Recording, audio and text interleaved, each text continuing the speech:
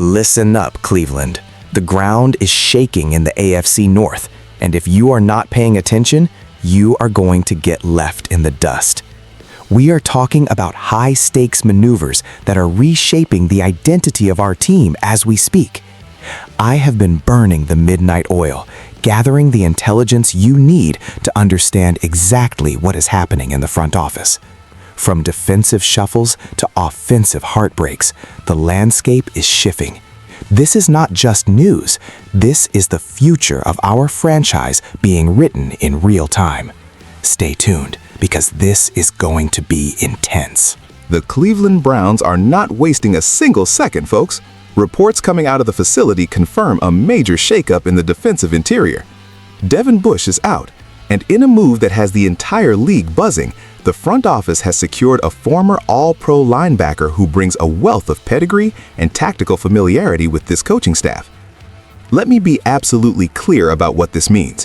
When you move on from a player like Devin Bush, you are signaling a desire for a different level of communication and instinct on the field. The new addition is not just a body, he is an anchor.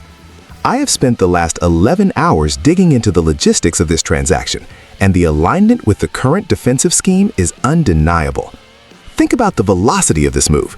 The front office identified a gap and they filled it with high-caliber talent before the ink was even dry on the previous arrangements.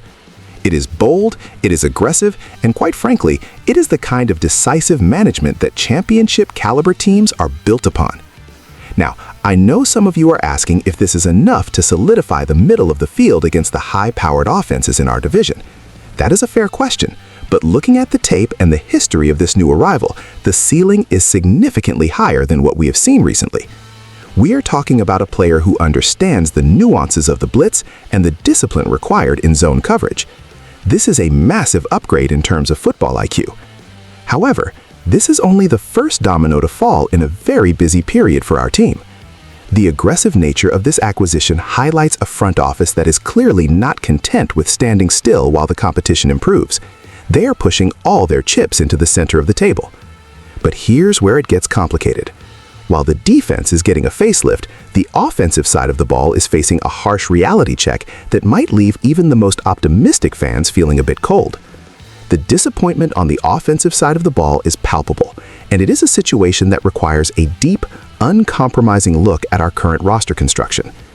You see, while the front office was busy securing the middle of our defense, they were simultaneously striking out in a pursuit that would have fundamentally changed the dynamic of our passing attack. It is a tale of two different realities playing out in the same building. One side is winning, the other is suffering a massive blow to their offseason aspirations. Are you ready to hear exactly why the offensive pursuit went south and what it means for our quarterback? Because the truth is going to sting. If you want to keep getting exclusive insights like this, subscribe now. Do not miss a single update as we break down the moves that will define our season. Join the Inner Circle today. Let us cut right to the chase, because I am not here to sugarcoat the situation for you. The Cleveland Browns have officially missed out on the premier wide receiver target, Mike Evans. This is a massive, crushing blow to the offensive strategy, and frankly, it is infuriating. When you have an opportunity to pair a weapon of his caliber with your current quarterback, you do not walk away empty-handed. You do not come in second place. You make it happen. I have sources telling me that the conversations were serious and the intent was there, but when the dust settled, the reality set in that he would be wearing a different uniform. This is not just a missed opportunity, it is a tactical setback that forces the entire coaching staff to pivot. We are talking about a guy who can stretch the field, who can win 50-50 balls, and who provides an immediate safety valve for the signal caller. Without him, the offensive playbook becomes much more predictable, and that is exactly what our division rivals want to see. I am looking at the roster, I am looking at the depth chart, and I have to ask, where is the explosive playmaking going to come from now? The silence in the front office regarding this failure speaks volumes.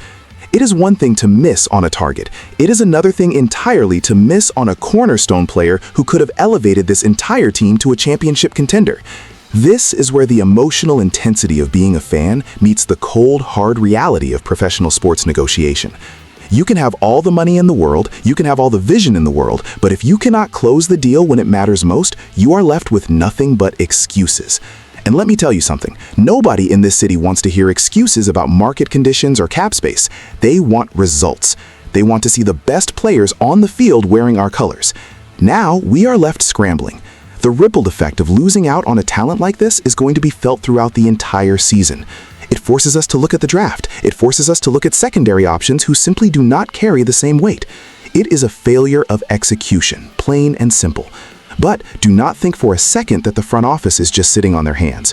While the wide receiver room is currently in flux, they have been working on a massive, blockbuster move on the offensive line that is supposed to redefine our identity in the trenches.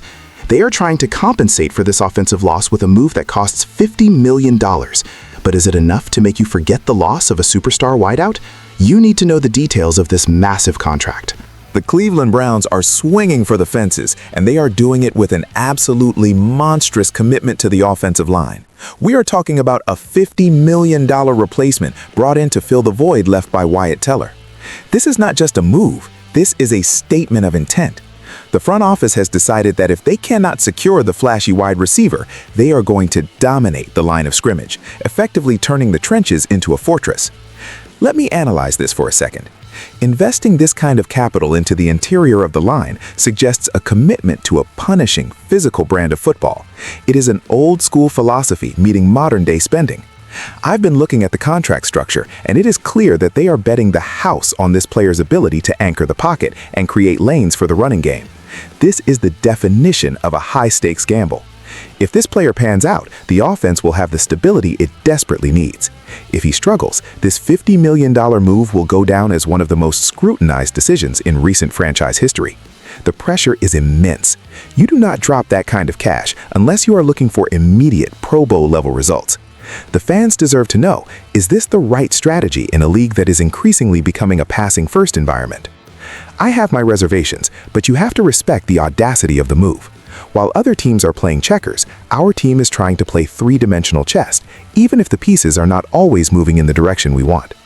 The domino effect here is clear. By prioritizing the trenches with such a massive financial outlay, they are essentially saying that they believe the game is still won in the mud and the dirt. It is a bold, controversial stance that flies in the face of current trends. But is it the right move?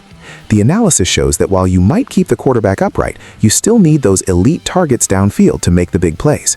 We are now looking at a team that has a very strong, very expensive foundation, but is still missing the high-end speed to really threaten defenses.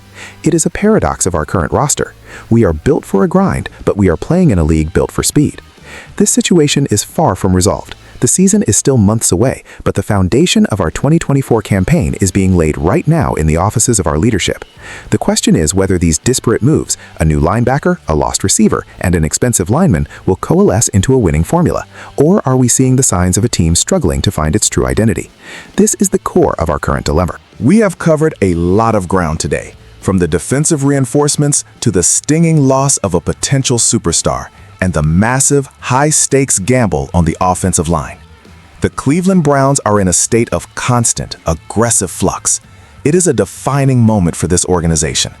We are witnessing the evolution of our roster in real time, and the consequences will be felt for years to come.